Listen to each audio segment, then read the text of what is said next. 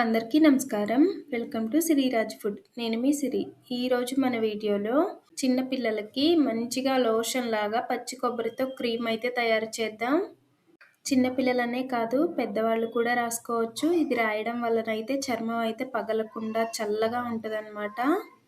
బయట దొరికే బాడీ లోషన్లు వాడే కన్నా కానీ ఇలా పచ్చి కొబ్బరితో ఇంట్లోనే తయారు చేసి చూడండి.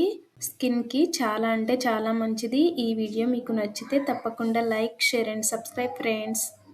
ముందుగా పచ్చి కొబ్బరి ముక్కల్ని మిక్సీ జార్లో వేసి చాలా తక్కువ నీళ్లు పోసి దీన్ని మెత్తగా మిక్సీ పట్టుకోవాలి.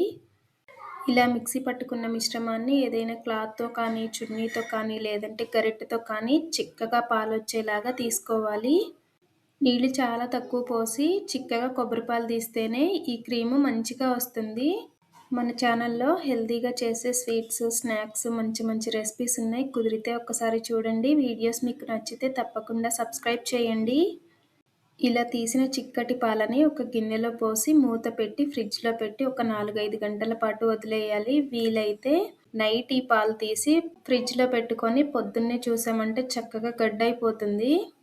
ఇప్పుడు ఇదైతే గడ్డలా తయారైంది కదా, మనం కొబ్బరి పాలు చిక్కగా తీసామంటే ఇలా క్రీమ్ అనేది పైన గడ్డలా కడుతుంది. కింద నీళ్లు మిగిలిపోతాయి. పైన క్రీమ్ మాత్రమే తీసుకొని మిక్సీ జార్లో వేసి ఒక్కసారి పట్టామంటే చక్కగా వెన్నపూసలాగా వస్తుంది. ఇది పిల్లల బాడీకి రాయడం వలన చర్మం నున్నగా తయారవుతుంది. చిన్నపిల్లలకనే కాదు పెద్దవాళ్ళు కూడా రాసుకోవచ్చు. బాడీ లోషన్స్ వాడే కన్నా కానీ ఇలా పచ్చి కొబ్బరితో ఇంట్లోనే తయారు చేసి చూడండి. వాడితే రిజల్ట్ మీకే తెలుస్తుంది. చూసారు కదా వెన్నపూసలాగా ఎంత బాగా వచ్చిందో క్రీము. ఈ క్రీము ఫ్రిడ్జ్లో పెట్టామంటే 2-3 నెలల వరకు నిలువ ఉంటుంది. హెయిర్ కూడా పెట్టుకోవచ్చు. ఈ క్రీమ్ని పెట్టిన వెంటనే చక్కగా ఆరిపోతుంది. స్కిన్కి పెట్టినా కానీ అంతే, వెంటనే ఆరిపోతుంది.